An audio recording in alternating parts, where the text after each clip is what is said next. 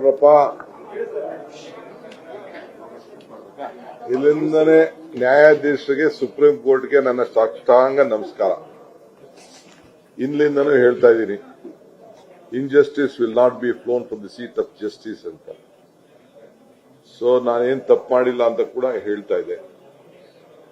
ಬೇಕಾದಷ್ಟು ತೊಂದರೆ ಈಗೂ ಸಿಬಿಐನವ್ರು ಏನೇನ್ ಮಾಡ್ತಾ ಇದಾರೆ ಅಂತ ನಾನು ಸದ್ಯದಲ್ಲೇ ಮಾತಾಡ್ತೀನಿ. ಇವತ್ತು ಮಾತಾಡಕ್ ಹೋಗಲ್ಲ. ಸೊ ಇವತ್ತು ಸುಪ್ರೀಂ ಕೋರ್ಟ್ ಅಲ್ಲಿ ನನಗೆ ದೊಡ್ಡ ರಿಲೀಫ್ ಸಿಕ್ಕಿದೆ ಅಂತ ನನಗೆ ಮಾಹಿತಿ ಬಂದಿದೆ. ಟಿವಿಯವರು, ಮೀಡಿಯಾ ಅವರೆಲ್ಲ ಆಗಲೇ ಮೆಸೇಜ್ಗಳೆಲ್ಲ ಕಳಿಸ್ತಾ ಇದ್ದಾರೆ, ರಿಪೋರ್ಟ್ಸ್ ಆಗಿದೆ. ಸೊ ಏನು ಒಂದು ನನ್ನ ಮೇಲೆ ಒಂದು ಕೇಸು ಇತ್ತು ಸುಪ್ರೀಂ ಕೋರ್ಟ್ ಅಲ್ಲಿ, ನಾನು ಕೊಟ್ಟಿದ್ದ ನೋಟಿಸು ಮತ್ತು ಏನು ನನ್ನ ಮೇಲೆ ಏನೇನು ಕ್ರಮ ಆಗಿತ್ತು ಅದೆಲ್ಲ ತಪ್ಪು ಅನ್ನೋದು ಮಾಹಿತಿ ನನಗೆ ಫೋನಲ್ಲಿ ಬರ್ತಾ ಇದೆ. ಇನ್ನು ನಾನು ಸಂಪೂರ್ಣ ಆದಂತ ಕಾಪಿನ ಬಂದ ಮೇಲೆ ನಾನು ಮಿಕ್ಕಿದ್ದ ರಿಯಾಕ್ಷನ್ ಮಾಡ್ತೀನಿ.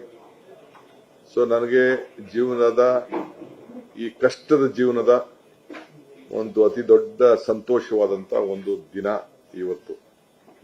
ಇಷ್ಟು ಮಾತ್ರ ಹೇಳಲಿಕ್ಕೆ ಬಯಸ್ತಾ ಇದ್ದೀನಿ. ನೋಡಿನ ಕೆರೆಗೆ ಹೊರಟಿದ್ದೀನಿ.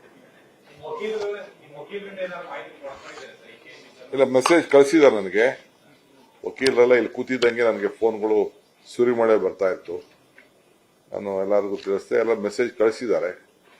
ಒಂದ್ ಕಡೆ ಮನುಷ್ಯ ಅಭಿಷೇಕ್ ಸಿಂಘ್ವಿ ಇದ್ರು, ಒಂದ್ ಕಡೆ ಕಪಿಲ್ ಸಿಬ್ಬಲ್ ಇದ್ರು, ಒಂದ್ ಕಡೆ ರೋತ್ಕಿ ಇದ್ರು, ಇನ್ ಕಡೆ ಸುರ್ಜಿವಾಲಾನು ಅಲ್ಲಿ ಕೂತಿದ್ರಂತೆ ಕೋರ್ಟ್ ಅಲ್ಲಿ. ಇನ್ನ ಬಹಳ ಜನ ನಮ್ಮ ಸಿದ್ಧಾರ್ಥ್ ಲೋತ್ರಾ ಅವರಿದ್ರು. ಸೊ ಎಲ್ಲ ಬಹಳ ಸೀನಿಯರ್ಸ್ ಅಡ್ವೊಕೇಟ್ಸ್ ಎಲ್ಲ ಕೋರ್ಟ್ ಅಲ್ಲಿ ಕೂತಿದ್ರು. ಸೊ ಇವತ್ತು ಸುಪ್ರೀಂ ಕೋರ್ಟ್ ತೀರ್ಪು ಅಂದ್ರೆ ಇನ್ನ ಏನಿದೆ, ಇನ್ನು ಅದಕ್ಕಿಂತ ಅಪೀಲು ಹಾಕ್ಲಿಕ್ಕೂ ಬೇಕಾದಷ್ಟು ಪ್ರಯತ್ನ ನಡೀತಾ ಇದೆಯಂತೆ. ಮಾಡ್ಲಿ, ಇನ್ನ ಅವರ ಎಲ್ಲರ ತರದ ಹೋರಾಟ ಅವರು ತಯಾರಿದ್ದಾರೆ, ನಾವು ತಯಾರಿದ್ದೇವೆ. ನನಗೆ ಯಾವತ್ತೂ ನನಗೆ ಮಾರ್ಗ ಕಷ್ಟ ಅನಿಸ್ಲಿಲ್ಲ.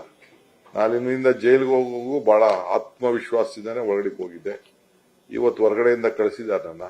ಇವತ್ತು ಬಹಳ ಆತ್ಮವಿಶ್ವಾಸದಿಂದ ಇದೆ.